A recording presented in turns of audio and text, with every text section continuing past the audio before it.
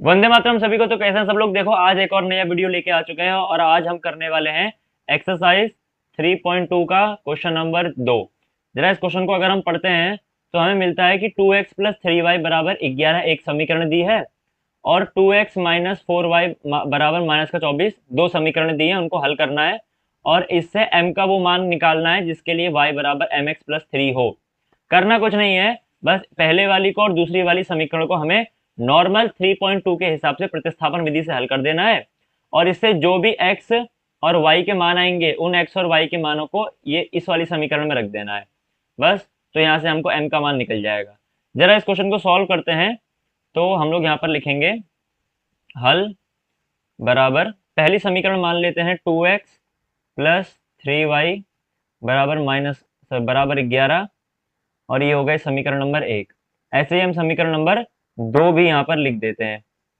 समीकरण number 2 2x minus 4y बराबर minus का 24, ये हो गई समीकरण नंबर 2। समीकरण 1 और 2 को प्रतिस्थापन से हल करेंगे तो हमें 2 से समीकरण 3 बनानी होगी, जिसका जिक्र ये प्रतिस्थापन विधि कैसे करते हैं इसका जिक्र मैं 3.2 के क्वेश्चन नंबर 1 में कर चुका हूँ। ठीक है, तो तुम्हें वहाँ पर आई बटन में कहीं पर वो क्वेश्चन दिख रहे होंगे, उनको देख लेना, उसमें पता चल जाएगा।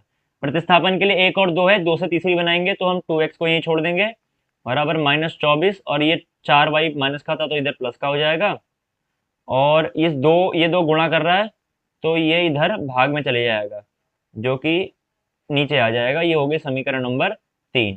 अब हमें समीकरण 3 का मान कहाँ रखना होता है, सबको पता है। समीकरण 3 का मान रखना है 1 में और 1 से जो भी मान आएगा उसको वापस कहाँ रखेंगे, 3 में। तो आओ समीकरण 3 का मान समीकरण 1 में रखते हैं। तो लिखेंगे x का मान समीकरण 1 में रखने पर, 1 में रखने पर समीकरण 1 में रख दो। समीकरण 1 क्या है हमारी, 2x प्लस 3y बराबर 11 और यहाँ पर हम x की जगह पर रखेंगे x सॉरी 2 x की जगह पर रखेंगे माइनस का 24 प्लस का 4y अपॉन में 2 प्लस का 3y ऐसे ही रहेगा और बराबर में 11 भी ऐसे ही रहेगा। आगे सॉल्व करेंगे, देखो 2 से 2 कट जाएगा, बचेगा माइनस का 24 प्लस का 4y और प्लस का 3y बराबर में 11। फिर आगे सॉल्व करेंगे तो हो जाएगा माइनस का 24। अब देखो ये भी 3y है, ये भी 3y, ये भी y वाला है तो y सॉल्व हो जाएगा, 4 और 3 7y हो जाएगा बराबर में 11। ठीक है, और नीचे सॉल्व करो तो ये हो जाएगा, देखो 7, ये जो माइनस का 24 है ये इस माइनस से कहाँ जाएगा, इस तरफ आएगा तो प्लस का हो जाएगा। तो हम लिखेंगे 7y यहीं रहेगा बराबर 11 प्लस 24। ठीक है, आगे सॉल्व करेंगे, आगे यहीं सॉल्व कर देते हैं, थोड़ा छोटा करते हैं इसको। आगे सॉल्व करेंगे तो अब देखो ये 7y ऐसे रहेगा बराबर 11, 4 और 1 5, 2 और 1 3, 24 और 11 हो जाएगा 35। तो y गुणा कर रहा है इधर 35 से, क्या करेगा, भाग करेगा, तो 7 पंजे हो गया 35, y का मान आ गया 5। ठीक है, अब देखो एक समीकरण, इस 3 का मान समीकरण 1 में रखा था, अब समीकरण 1 से जो भी मान आया उसे वापस कहाँ रखेंगे, समीकरण 3 में। तो हम लिखेंगे y का मान समीकरण 3 में रखने पर, 3 में रखने पर समीकरण 3 में रख दो। समीकरण 3 क्या है, x बराबर माइनस का 24 प्लस का 4y अपॉन में 2, x बराबर माइनस का 24 प्लस का 4, y की जगह पर हमको रखना है 5 तो हम y की जगह पर 5 रख देंगे अपॉन में 2, x बराबर 24 ऐसे ही रहेगा, 5 5 और 4 का हो जाएगा आपस में गुणा तो 4 पंजे हो जाएगा 20 अपॉन में 2, x बराबर आ जाएगा, देखो 20 है प्लस का, 24 है माइनस का, तो प्लस और माइनस हो जाता है माइनस, इसका मतलब 24 में से हमें 20 घटाना है तो आएगा 4। क्लियर, लेकिन 24 यहाँ पे बड़ा है तो साइन बड़े वाले का यानी कि माइनस का आएगा अपॉन में 2, 2 से 4 कट गया 2 बार में और यहाँ पे आगे सॉल्व करेंगे तो यहाँ पे हो जाएगा x बराबर कितना, माइनस का 2। क्लियर है, ठीक है, हो गया। चल x का मान आ गया माइनस का 2 और y का मान आ गया 5।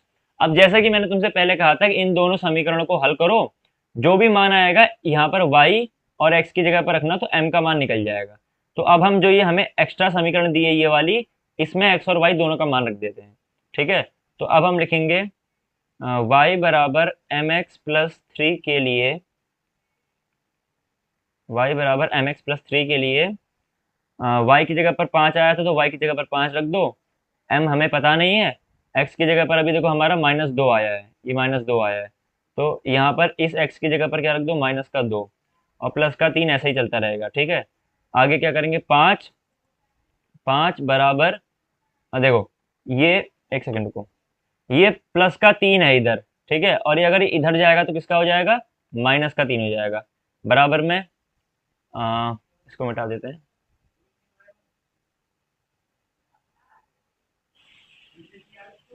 बराबर में हमारे पास क्या बचेगा, बराबर में हमारे पास ये m-2 बचेगा। ठीक है, क्योंकि हम +3 यहाँ से हटा चुके हैं, यहाँ ला चुके हैं। 5 में से 3 गया, 2 बचेगा, और ये -2 है। अब देखो -2 और m आपस में मल्टीप्लाई कर रहे हैं, क्योंकि -2 ब्रैकेट में, तो मल्टीप्लाई कर रहा है। अभी मल्टीप्लाई से इधर आएगा, तो इस 2 के साथ क्या करेगा, डिवाइड करेगा। बराबर m, 2 से 2 कट गया, आंसर आया 1, और ये नीचे माइनस का था तो यहाँ क्या लगा देंगे, माइनस।